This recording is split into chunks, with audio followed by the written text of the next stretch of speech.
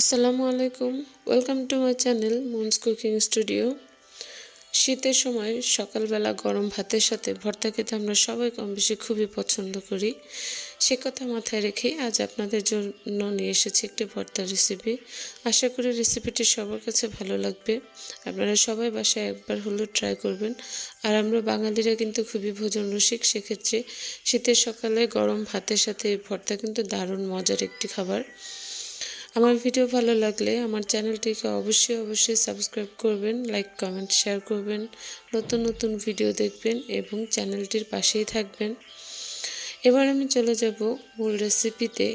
এজন্য আমি নিয়েছি একটি বড় সাইজের টমেটো, 3টি বড় পেঁয়াজ এবং এখানে প্রায় একটি ছোট সাইজের রসুন, কিছু শুকনো মরিচ এবং নিয়েছি 5-6টি কাঁচামরিচ। এবার আমি ধনিয়া পাতাগুলোকে খুব ভালো করে কুচি করে কেটে নেব। এটা কিন্তু আপনারা চাইলে হাত দিয়ে ডলেও করতে পারবেন, তবে আমি পাটায় ব্যবহার করব। এই জন্য আপনারা ধনিয়া পাতাটাকে আগে এভাবে কুচি করে কেটে নেবেন। এতে করে কি হবে, আপনারা যদি না বেটে হাত দিয়ে করেন সেক্ষেত্রেও কিন্তু ফিনিশিংটা খুবই ভালো আসবে। এজন্য আমি ধনিয়া পাতাগুলোকে কুচি করে কেটে নিলাম এবং মরিচগুলোকে একটু বড় ফালি করে কেটে নেব। আপনারা চাইলে ছোট ছোট করেও কাটতে পারেন, কোনো সমস্যা নেই। আমি এটাকে একটু বড় করে কেটে নিলাম। এবার আমি এগুলো উঠিয়ে নিয়ে পেঁয়াজগুলোকেও সেই একই রকমভাবে একটু মিডিয়াম ফালি করে কেটে নেব।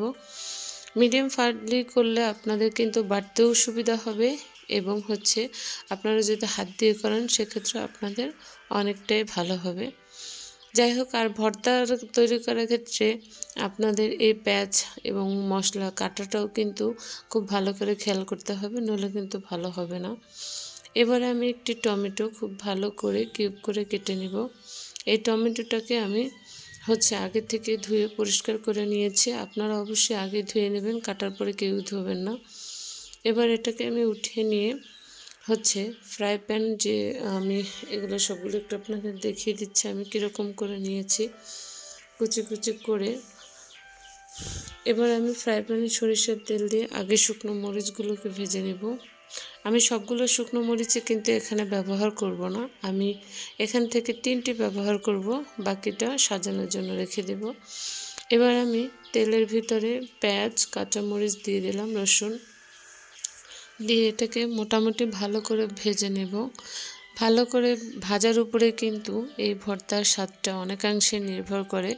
এটা যখন বাদামি হয়ে আসবে তখন আমি এটাতে অ্যাড করে দিলাম টমেটো। এবার টমেটোটাকেও খুব ভালো করে ভেজে নেব। টমেটো ভাজার সময় এটাকে এরকম চামচ দিয়ে থেতলে দেওয়ার চেষ্টা করবেন। এতে করে কি হবে, আপনাদের বাটতে বা হাত দিয়ে এটাকে ডলে নিতে অসুবিধা কম হবে। যাই হোক, এবার আমি এটাতে দিয়ে দেব ধনিয়া পাতা। ধনিয়া পাতা দিয়ে এটাকে আমি জাস্ট 2 থেকে 3 মিনিট ঢাকনা দিয়ে ঢেকে একটু কুক করে নেব এবং এভাবে উপর নিচ করে এটাকে খুব ভালো করে মিশিয়ে দেব। মিশিয়ে দিয়ে এখানে কিন্তু একটা জিনিস স্কিপ হয়ে গিয়েছে, সেটা স্বাদ মতো লবণ। আপনারা অবশ্যই স্বাদ মতো লবণ ব্যবহার করে নেবেন। আমি এখানে স্বাদ মতো লবণ ব্যবহার করেছি। এবার কিন্তু আমার ভর্তা রেডি। আমি ঢাকনা খুলে এটাকে আবার একটু উপর নিচ করে মিশিয়ে নেব। আপনারা দেখে বুঝতে পারছেন কিভাবে করতে হবে। এভাবে উপর নিচ করে মিশিয়ে নিলাম। এটা কিন্তু একদমই রেডি। এবার জাস্ট আমি এটাকে এখান থেকে উঠিয়ে নেব। উঠিয়ে নিয়ে আমি একটি পাত্রে আপনাদেরকে ঢেলে দেখিয়ে দিচ্ছি। যদি কেউ চান এভাবে হাত দিয়ে এটাকে মথে তৈরি করবেন, সেক্ষেত্রে কোনো সমস্যা নেই, এটা কিন্তু খেতে অনেক টেস্টি হবে। আর যদি কেউ চান আপনারা পাটায় বেটে আমার মতো করে তৈরি করবেন, সেক্ষেত্রে কিন্তু অনেক বেশি ভালো হবে। যাই হোক, এখানে কিন্তু আমি মাত্র 3টি শুকনো মরিচ ইউজ করেছি, আর বাকি 3টি আমি রেখে দিয়েছি জাস্ট এটাকে একটু সাজিয়ে দেখানোর জন্য। ভিডিওটি ভালো লাগলে একটি লাইক দিবেন, চ্যানেলটি সাবস্ক্রাইব করবেন এবং নতুন নতুন ভিডিও দেখবেন।